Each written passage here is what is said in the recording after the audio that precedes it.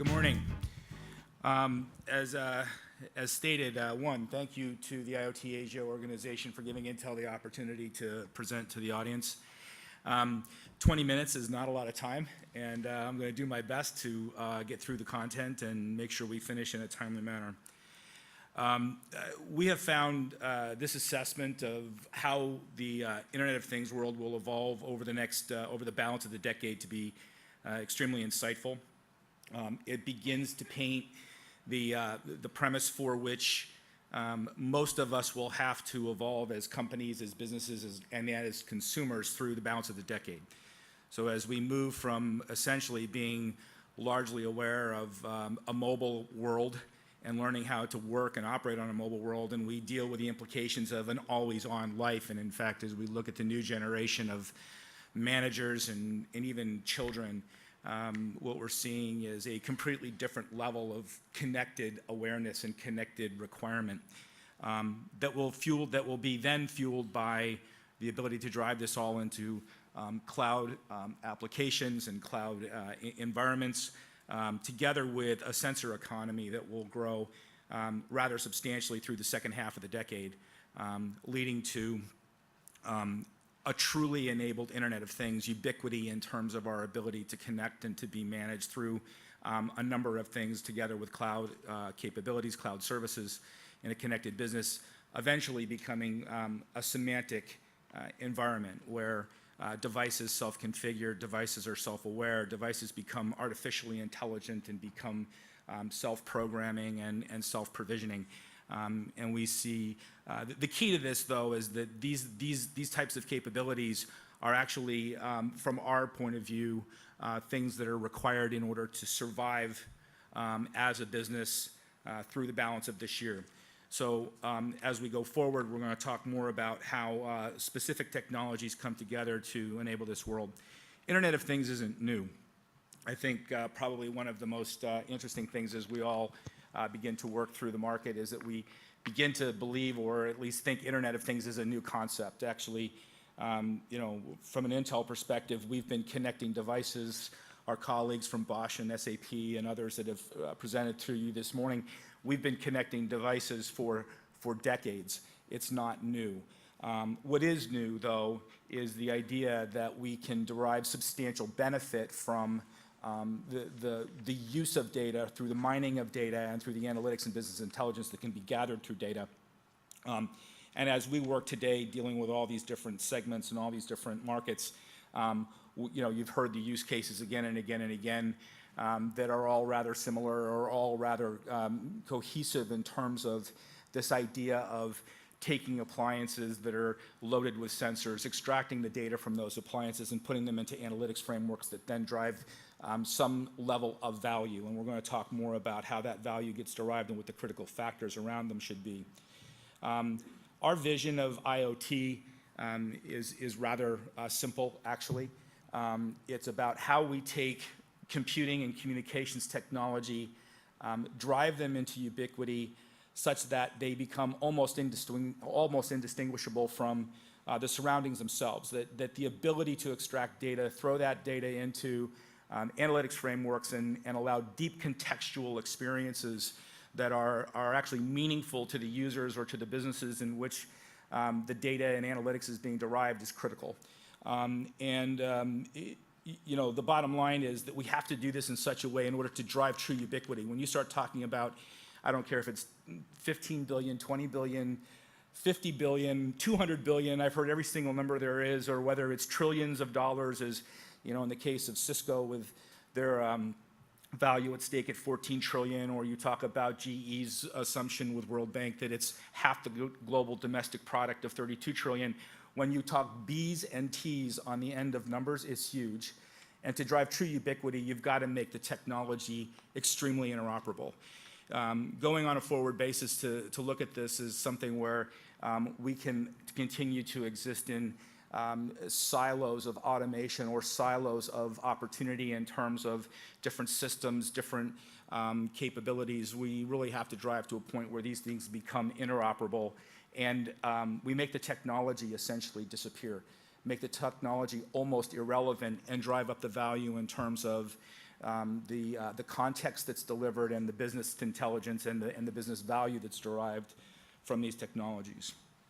Internet of Things is going to be comprised really of three key elements to us.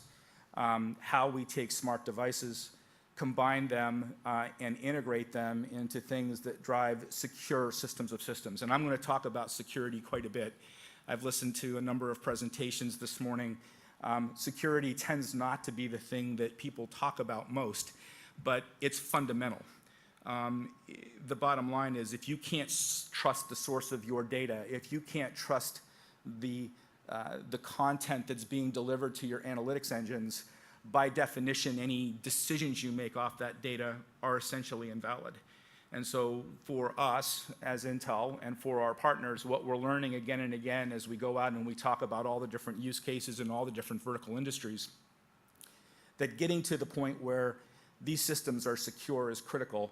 And once they're secure, we can then drive the ability to really put in trustworthy end-to-end analytics. And in building smart devices that become secure systems of systems that then drive end-to-end analytics across the entire frame of the application segment is when we start to see true value. People talk about IoT, and maybe we're a little bit too mercenary, but at the end of the day, for us, IoT is about turning data into money.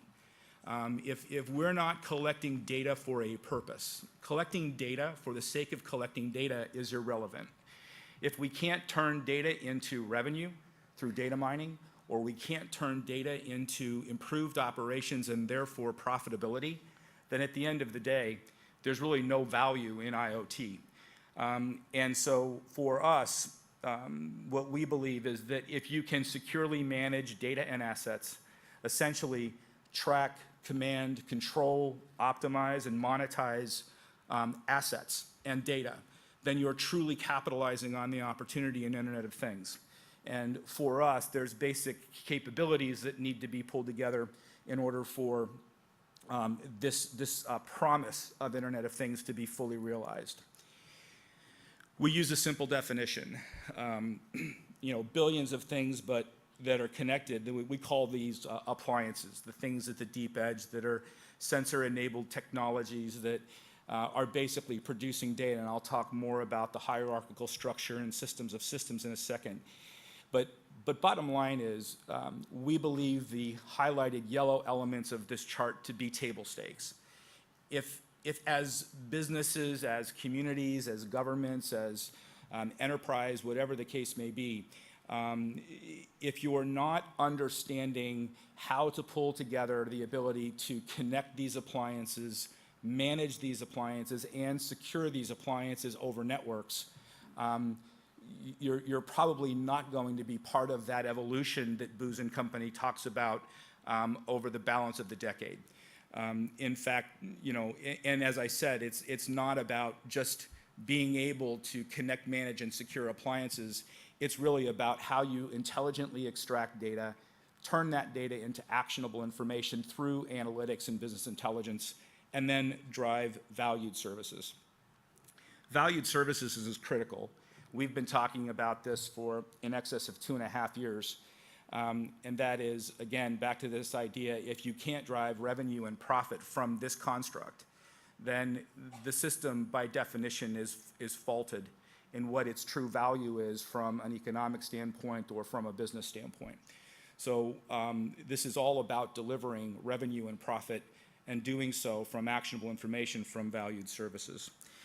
From an IoT systems of systems perspective, we look at these things as a scaled construct of interoperable platforms that are secured from point to point. This construct of hierarchical systems, we find it to be very common in all IoT applications. I've listened with interest to folks this morning talk about the different applications, but they all have something in common. That common element, that opportunity for ubiquity, is in taking sensors and controllers that are buried deep inside every appliance that gets built these days, and therefore creating and presenting the opportunity for us to react to a real-world environment. Being able to acquire that data off those appliances aggregate it, prepare it for presentations to analytics frameworks, and then deliver it to those analytics frameworks, which we believe are fundamentally constructed in the cloud. And understanding that given the amount of data we're going to produce, that driving everything to the cloud itself is probably an unrealistic expectation. Edge devices must be able, these edge appliances, these edge technologies need to be able to be cloud-like in their instantiation. They need to be able to filter data at the edge. They need to be able to run analytics. They need to be able to do the things that a data center would do, but do it on a reduced and purposeful basis. And then once you've moved the data into the cloud where you store it, you apply analytics to it, you apply intelligence to it, and you basically build decisions and policies from it. You need to be able to either drive it back down into those edge and sensor control-based appliances, which is machine to machine, or you need to allow users to interact with it, which is the client technologies that get driven at the end. At the end of the day, these systems need to be scalable, secure, and interoperable, and these things are hierarchical. They're not something where it's just one thing that you deploy and that thing is going to be out there and it's going to be able to provide you this environment of Internet of Things. This is a scaled set of systems that are hierarchical one to the next and deliver truly interoperable capability. So what we're doing from a transformation standpoint is we're trying to move from sort of the past where we've had these fixed function isolated technologies that then we figured out how to network those technologies together. Again, we've been doing this for decades. But the key is, how do you actually begin to drive data over function? How do you begin to look at these things as being interoperable technologies and being served through a central construct like cloud infrastructure and cloud-based analytics and decision systems that are securely interoperable? And you notice I've said this again and again, security and interoperable in our view are two elements which are almost inescapable. If we can drive to that point of data over function with interoperable security, we believe that that truly enables a world of big data analytics where multiple sources can be delivered to a central analytics construct in which you're now able to perform meaningful data analytics and deliver true business intelligence to the market. So, as I said, billions and trillions, it's a transformational opportunity. One interesting note is, and I took a slide out of my deck, which I think is actually fairly instructive, and that is that the rate of data growth will exceed the rate of our ability to store it by almost 5 times. And based on that, these dreams of having all these small little appliances that are somehow, wirelessly enabled and connecting into cloud infrastructure, delivering wonderful context, probably is unrealistic given the fact that we really have to do, we should be using the data center, the big iron data analytics capabilities to provide deep context from multiple sources and then allow edge analytics and edge devices, to drive the true transformational opportunity in terms of local control, local analytics, local management, much closer to the sensor where we derive much higher value and much more benefit. So the key is, how do we enable a framework that really simplifies the Internet of Things and actually maximizes data value so that we can see, the resulting opportunities delivered that truly, result in services driving revenue and profit. So again, we believe that if you want the path to trillions in revenue and profit, which everybody portends for the market, if we can't deliver secure interoperability that unlocks the value of edge data and drives it into analytics frameworks, we're simply probably underselling or undercapitalizing on the opportunity that exists in front of us. So securing and simplifying the Internet of Things is really critical. Intel actually believes that the opportunity will be derived initially from legacy systems that are already deployed in the market. I've watched with interest, again, all the presentations that have been given today. And what we're talking about is, how do you instrument things that are already out there? I think Cisco has claimed that 99% of the things to be connected are yet to be connected, that they are still to be connected over the balance of the decade. We've looked at it and concluded that 85% of the things to be connected over the balance of the decade are things that are already in service. They've already been deployed, they're already operational, they're already producing data, they're already part of a networked construct. And so, being able to actually bring those deployed assets, high value assets, into a 21st century data analytics environment, and doing so through bolt-on technologies, things that we can rapidly deploy into existing environments that actually allow us to bring the brownfield, the things already deployed into services capabilities, combined with data flow, unlocks the massive opportunity for services. And actually, when we look at the data flow opportunities that we're seeing, what we're actually learning as we go through this is that large numbers of the opportunities have to do around the very things that have been talked about repeatedly today. Predictive analytics, preventative maintenance, prescriptive analytics, bringing technologies and products that are deployed into service frameworks that reduce operational costs, improve service capabilities, and improve service efficiency. These opportunities again and again come back as the common themes in the market, and that's where we see initial services being deployed. As I've said, security is absolutely fundamental to this, and as we look at it, to secure big data, it's just not a matter of being able to have data centers that are secure using traditional blacklisting and signature-based malware and threat detection type software. You really need to secure it end to end. You need to be able to ensure that the route of data extraction is actually trustworthy and that the devices moving the data off these appliances is trustworthy as well. So you'll see Intel focus on the big four areas here, which is an end-to-end common security standard, which will be broadly deployed across all of our enabled products and technologies with our partners that not only enable the deep ed in terms of the user and intelligent device end of the spectrum, but also the data center and client technologies that feed off these end-use devices, securing big data through the entire construct.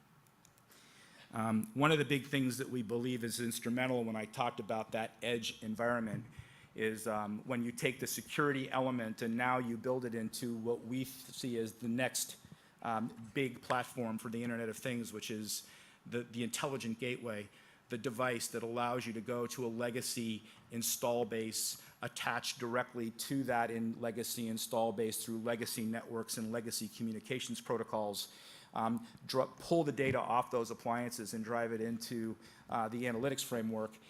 We've actually begun to build and try to make as simple as we've made the PC as a deployable technology, the Internet of Things gateway as the connecting tissue between existing deployed assets and cloud-based analytics.